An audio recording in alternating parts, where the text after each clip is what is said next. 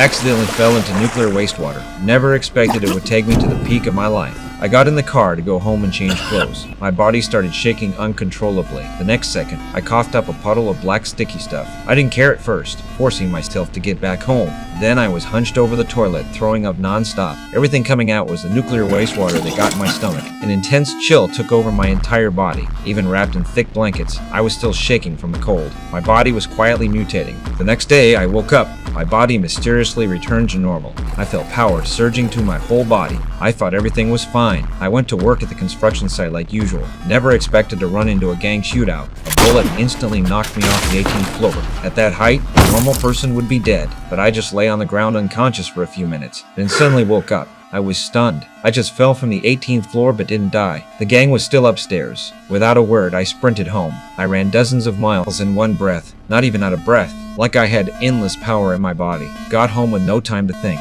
The most important thing was to treat the gunshot wound on my shoulder. Right then, my downstairs neighbor kept making a huge racket. Instantly made me furious. I just wanted to warn her to be quiet. I threw one punch. I actually punched a hole straight through her door. The neighbor got scared and hid. That's when I realized something was wrong with my body. To test it, I pulled out my wardrobe, gave it a light push. The several hundred-pound wardrobe flew straight out. Then I went for the radiator. Pulled it off with barely any effort. Pressed down slightly. The radiator turned into an accordion. After falling into the nuclear waste, I awakened superpowers. Dirt poor as I was, a bold idea came to mind. Under cover of the dark night, I put on a mask, walked up to an ATM machine, started hammering away at it.